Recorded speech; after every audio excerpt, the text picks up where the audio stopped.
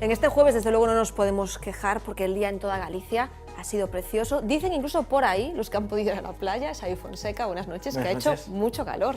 Efectivamente, hoy hemos vuelto a tener una jornada muy agradable, aunque con algunos matices porque hemos tenido también bastante humedad, sobre todo por las tardes. Por la tarde, vamos a ver la evolución de esa humedad desde primeras horas de esta mañana. Esta es la imagen del satélite de las 9 de la mañana y podíamos ver a estas horas pues las nieblas matinales de las comarcas del interior, de las que siempre les hablamos, las nubes de estancamiento que se forman en el norte de Lugo como consecuencia del nordés y algunas nubes altas en la provincia de A Coruña. Esto a las 9 de la mañana. A las 12 del mediodía, mucha de esa humedad ya se había disipado. Únicamente teníamos las nubes de estancamiento todavía en el norte de Lugo y algunas nubes que ya iban apareciendo en el oeste de la provincia de A Coruña. Pero fíjense en la imagen del satélite de las 5 de la tarde.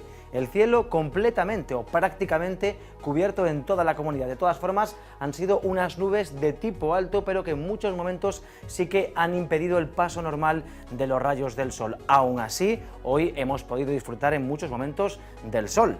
Y si no, vean. Muchos gallegos han vuelto a disfrutar de una nueva jornada de playa. Lo comentamos ayer. Incluso con estas nubes de tipo alto hay que tener mucha precaución con el sol. Estamos en la época del año en la que el astro sube mucho sobre el horizonte. El nivel de radiación ultravioleta ha llegado ya hasta el 9, que es muy alto y supone un riesgo para la piel. En cuanto a las temperaturas, tal y como estaba previsto, han sido altas, sobre todo en la mitad sur, donde han llegado hasta los 30 grados.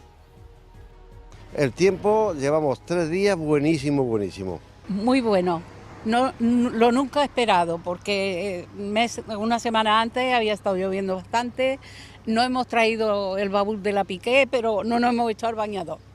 Aquí en manga corta, llevamos ya 4 o 5 días que llevamos aquí, está como hoy, todos los días bueno. Está haciendo calor, está haciendo mucho calor. Que no es normal coger junio, pero cuando se coge, que se agradece.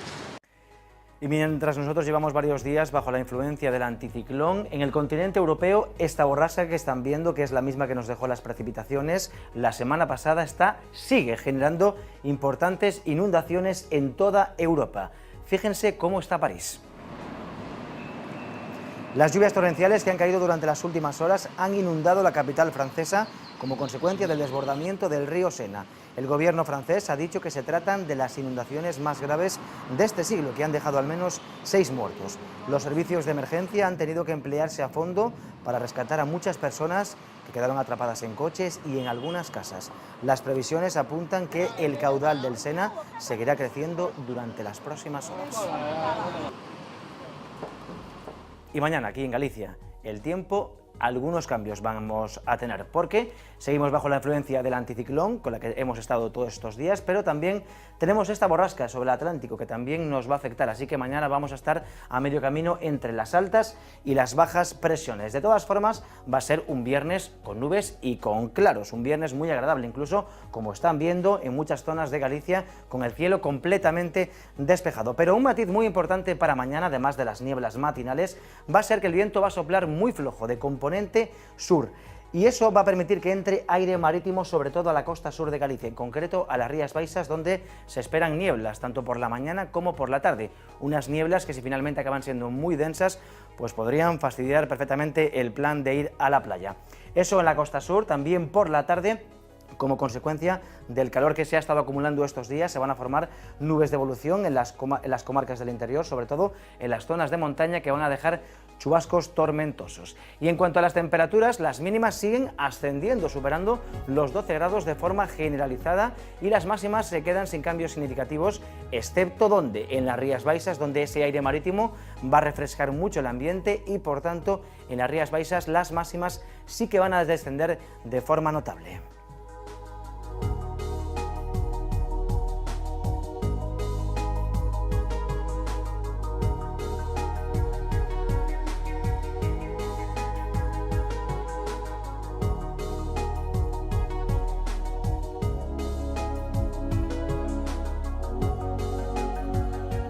Y ahora vamos con una buena noticia, que siempre hacen falta. En noviembre del 2015 les hablamos de la muerte de una especie vegetal única que tenemos aquí, en Galicia, en Santiago en concreto, el ginkgo biloba. Pues bueno, el árbol ha resucitado Este ejemplar, situado en la plaza de Fonseca, sufrió el pasado año los efectos de un hongo, quedándose sin hojas, completamente pelado. Sin embargo, las incesantes lluvias que han estado cayendo durante el pasado mes de abril han permitido resucitar a esta especie milenaria, que es originaria de China. Pero a pesar de que ya se aprecian algunas hojas, dicen los expertos que la recuperación todavía va a ser muy lenta. Si finalmente se recupera, Santiago podrá seguir manteniendo este curioso ejemplar que figura en el catálogo gallego de árboles senlleiras de la Xunta de Galicia.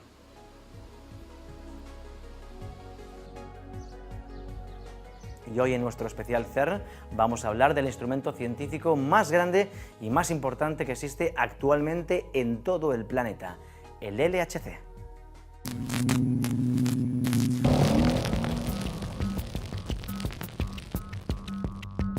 El instrumento científico más importante del CERN no está en la superficie, sino a 100 metros bajo tierra, donde se encuentra el LHC, un túnel de 27 kilómetros con forma circular.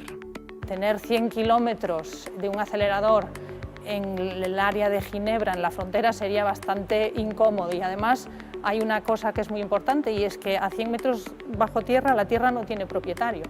No tienes que comprarla, digamos. ¿Por qué es circular? Bueno, porque intentamos ir a energías muy altas y por el tipo de partículas que queremos acelerar. El protón sale y empezamos a acelerarlo hasta que llega a una energía del orden de los GeV, gigaelectronvoltios, y va entrando en distintas cadenas de aceleradores donde cada vez va viajando más rápido y lo vamos estrechando hasta crear unos haces de partículas que son ínfimos. Y esos trenes de partículas se aceleran continuamente hasta que llegan a la energía que necesitamos y se hacen chocar unos contra otros frontalmente. Los imanes se necesitan en un acelerador de partículas para mantener el haz de protones en una órbita.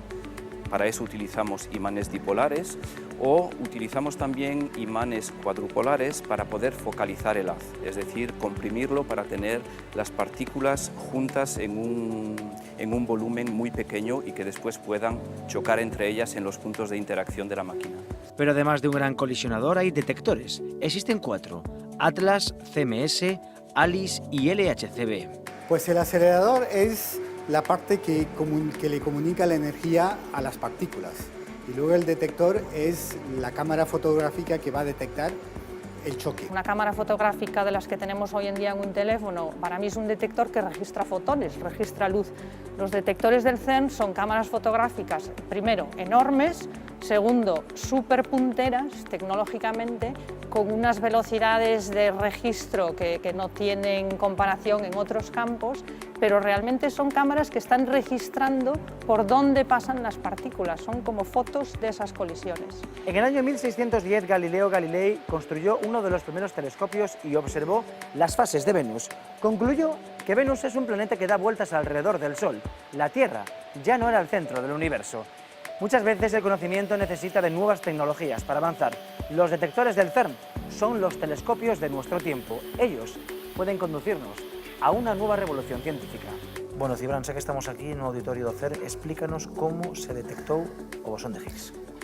Unha das maneiras principais coas que se detectou o bosón de Higgs foi temos os nosos protóns que vai un contra outro e uns elementos que están aquí nos protóns, que son os gluóns que unen aos quarks dentro do protón, dous deles que estaban en cada un dos protóns colisionaron un co outro e crearon un gluón virtual de alta enerxía. Ese gluón virtual formou un bosón de Higgs que foi inmediatamente desintegrado en dúas partículas de luz de alto momento transverso, é dicir, que salían prácticamente perpendiculares á dirección de incidencia dos protóns iniciais.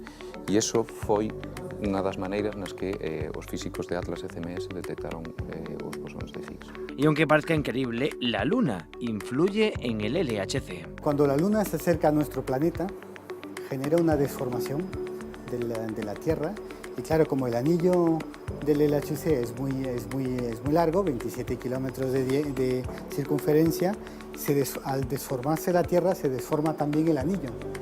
Y esa deformación hace que cambie la órbita del haz dentro de los imanes y eso somos capaces de detectarlos. El LHC es una máquina colosal, la mayor obra que el ser humano ha construido en su historia para hacer ciencia.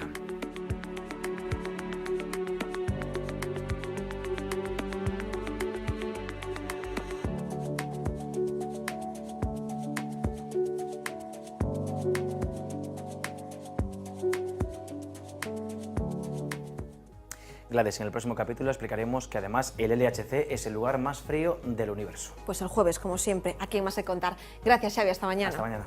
Y en este tramo final de este programa les vamos a hablar de un pequeño insecto que ha revolucionado el panorama investigador. Se llama caballito del diablo, una especie que figura en el catálogo de animales en peligro de extinción, pero el trabajo de un gallego apunta hacia el lado contrario. Un investigador de la Universidad de Vigo ha determinado, gracias a un trabajo de campo al otro lado del mundo, que allí existe una gran colonia del caballito del diablo. Para descubrirlo se fue, pues nada, aquí muy cerca, a Australia. Hay más caballitos del diablo de lo que parecía y además su método reproductor es diferente a lo que los investigadores, a lo que la ciencia creía. Para hablar de este importante hallazgo publicado en 2 revistas muy importantes, vamos a conocer a su autor, Adolfo Cordero. ¿Qué tal? Muy buenas noches. Hola, buenas noches, ¿qué tal? Adolfo, lo que a nosotros nos puede parecer una libélula, ¿qué tiene de especial este caballito del diablo?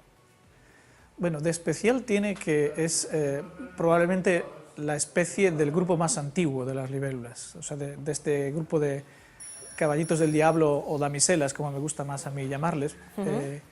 Esta especie pertenece a una de las líneas evolutivas más antiguas, que algunos pues estiman que puede tener 250 millones de años, no esta especie, sino su familia, por así decirlo. ¿Y es cierto que está en ese catálogo de especies en peligro de extinción? Sí, es una de las poquísimas especies de invertebrados y en concreto de insectos que se encontraban en la lista y se encuentran en la lista de especies amenazadas en el estado de Victoria, que es el estado que está más al sur de Australia. Y de hecho, hacia finales de la década de 1980 se llegó a pensar que estaba extinguida, pero ya hace unos poquitos años que se empezó a encontrar alguna colonia, alguna población, y esta donde yo he estado trabajando pues realmente resultó ser enorme, de muchos miles de individuos, incluso puede que millones. Claro, de Vigo a Australia, pero ¿a ti qué te lleva a pensar que allí hay una colonia tan grande de este insecto? Bueno, esto es aunque he sido yo el que ha hecho el trabajo allí directamente, obviamente he tenido ayuda de varios colegas, en concreto de colegas australianos, ¿no?, que ya me habían puesto sobre aviso de dónde ellos habían encontrado a esta especie. O sea que yo no iba a ciegas buscándola, sino que ya tenía localidades en donde sabía que se había visto, ¿no? Lo que no se sabía era si era muy grande la población o si todos los años existiría. Y bueno, yo parece ser que he ido en 2013, en noviembre y diciembre de 2013, y fue un año muy bueno para esa especie, entonces había una densidad muy alta. Claro, ¿cómo fue ese trabajo de campo allí? Porque lo que sabemos de Australia son extensiones de terreno enormes. ¿Cómo se mueve una persona trabajando sobre el terreno allí? Bueno, pues sí, fue un poco logísticamente un poco complicado porque lo más cercano que encontré para vivir era un bungalow en uno de los pueblos de la zona, pero estaba a unos entre 50 y 60 kilómetros y no había ninguna gasolinera entre un lugar y el otro. Entonces, bueno, pues a veces tenía que hacer unos 20 kilómetros en sentido contrario para buscar otro pueblo, otra gasolinera y volver, si no me quedaría por el camino. Pero bueno, es cuestión de organizarse y al final se pudo hacer bastante bien. Y entiendo que sobre el terreno, ¿cómo se investiga? Me refiero, ¿se usa un método de observación directa? ¿Se hacen fotografías? ¿Se captura algún caballito del diablo? Sí, se capturan y se liberan, ¿no?, salvo una pequeña muestra que sirve para estudios posteriores, ¿no? Los capturo con una red entomológica, la típica red de cazar insectos. Después los marco, porque con eso los puedo volver a identificar, y después sí que hago una observación directa y al mismo tiempo mucho vídeo y mucha fotografía, que es lo que después permite analizar mucho más en detalle, ¿no? Este proyecto es un proyecto 100% personal, en colaboración, como dices, con otros colegas, o está respaldado por alguna entidad, por ejemplo, la universidad. Sí, claro, para ese proyecto tuve financiación del Ministerio de Ciencia y Tecnología en ese momento, ahora ya no se llama así, y también conté con un permiso de investigación especial que en ese caso era un año sabático que me concedió la Universidad de Vigo, entonces tenía el tiempo dedicado exclusivamente a investigación, pero la financiación fue del Ministerio. Allí descubriste que el caballito del diablo existe en ese número tan importante de ejemplares, pero hay algo más que tiene que ver con un movimiento, ¿no? ¿Qué es? Sí, resultó que el comportamiento de este animal es realmente muy raro, muy diferente de todo lo que había observado hasta la fecha, y de hecho yo creo que no hay ninguna otra especie de odonato, de libélula, que haga algo parecido, ¿no? Entonces tiene unos apéndices de color blanco muy brillantes, y a la luz del sol son realmente brillantes, y además los exhibe así, moviendo la cola, ¿no? El abdomen, de una manera muy llamativa, y también rota sobre el soporte, ¿no? Yo no sé, este tipo de hallazgo y su posterior publicación en estas revistas tan importantes, ¿qué supone para un investigador como tú? Bueno, supone obviamente satisfacción del trabajo hecho, ¿no? Porque a veces me preguntan qué tal fue el periodo en Australia y qué es lo que he visto, y he dicho que he visto apenas una marisma y muchos juncos o plantas parecidas, porque para obtener los resultados necesitaba estar prácticamente todos los días allí, ¿no? O sea que yo he conocido muy bien un pequeño tramo de Australia, pero muy mal el resto, por supuesto. Pero bueno, es una gran satisfacción que al final los resultados fueron más interesantes de lo que realmente imaginaba. Supone reconocimiento, pero supone también un impulso financiero, que al final en muchas ocasiones es lo que necesitan las investigaciones. Bien, a partir de este trabajo de campo y otro posterior que hice en China, también con colaboradores de allí, pues sí que hemos desarrollado una serie de ideas que han sido la base de un nuevo proyecto que nos ha financiado el Ministerio ahora, ¿no? Y donde pues, seguimos trabajando en el comportamiento, y sobre todo en este caso va enfocado a una cosa un poco más práctica, que es ver cómo la transformación de los bosques en plantaciones forestales afecta a la biodiversidad. Entonces usamos las libélulas como objetivo, pero para este trabajo más aplicado, más forestal. El hecho de haber hallado esa gran colonia de caballito del diablo en Australia, entendemos que tiene mucho que ver con el ambiente en el que se mueven allí, en el sentido de la meteorología. ¿Es así o podría haber más ejemplares de esta especie en otros lugares del mundo? Esta especie es exclusiva del sur de Australia y de la isla de Tasmania, ¿no? No se va a encontrar casi con total seguridad en cualquier otro lugar. De hecho, incluso en el sur de Australia es bastante rara, o sea, se encuentra localizada en sitios muy concretos que tienen hábitats muy particulares. Son pequeñas, o sea, humedales no pequeños, sino poco profundos, aunque pueden ser muy grandes en cuanto a superficie, pero solo en el sur de Australia y en la isla de Tasmania. ¿Y ahora qué tiene que suceder para que esta especie salga de esa lista? ¿Tú la sacarías de esa lista de animales en peligro de extinción?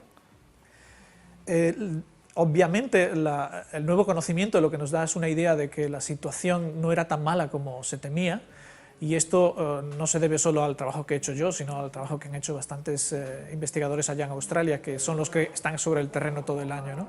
Y sí, en mi trabajo hago una recomendación para que se cambie el estatus de amenaza de esta especie, porque ya no cumple los criterios por los cuales se la consideró casi en peligro de extinción, ¿no? ¿Y seguirás, Adolfo, estudiando esta especie? Uy, esta no creo, porque está muy lejos y es muy difícil y complicado el trabajo allá, pero otras sí. Adolfo Cordero, pues te agradecemos muchísimo que hayas estado hoy en Más que Contar para explicarnos de esta forma tan sencilla pues lo que dicen estas publicaciones tan importantes como sobre tu trabajo. Muchísimas gracias, Adolfo, un saludo. Un saludo, gracias. Nosotros seguimos, cambiamos totalmente de tema y les hablamos de cultura, de una diferente, porque les vamos a poner sobre el terreno. A la Torre Eiffel, por ejemplo, les pasó lo mismo. Nació para ser una obra efímera y al final se quedó para siempre en París. Pues aquí en Lugo, a una obra mural le pasa casi lo mismo. O Bosque Colectivo ocupa ahora las paredes de la Capilla de Santa María. El interior del templo volverá a ser blanco, pero el éxito de la obra de un lucense, de Alberto Pena, ha motivado que vaya a conservarse en otro lugar. Así lo quieren los vecinos.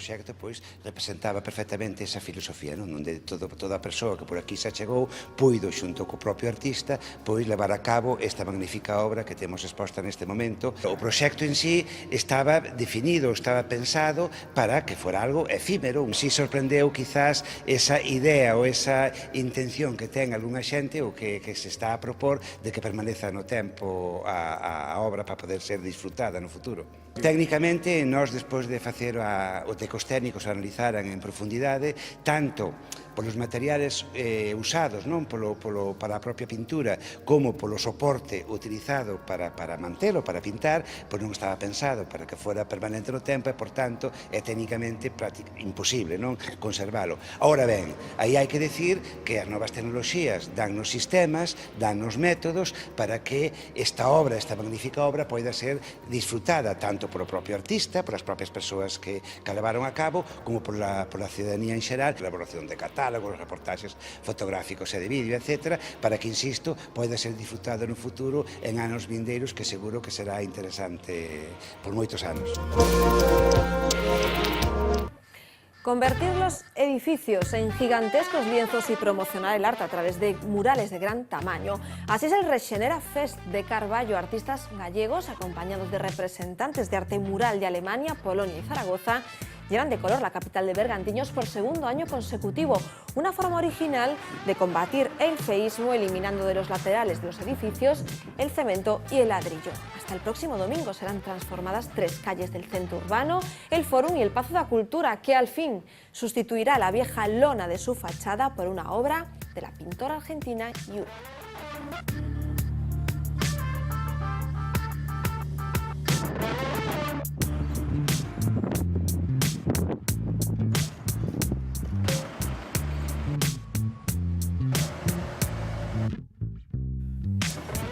Más que contar, mañana a las 9, no nos falten.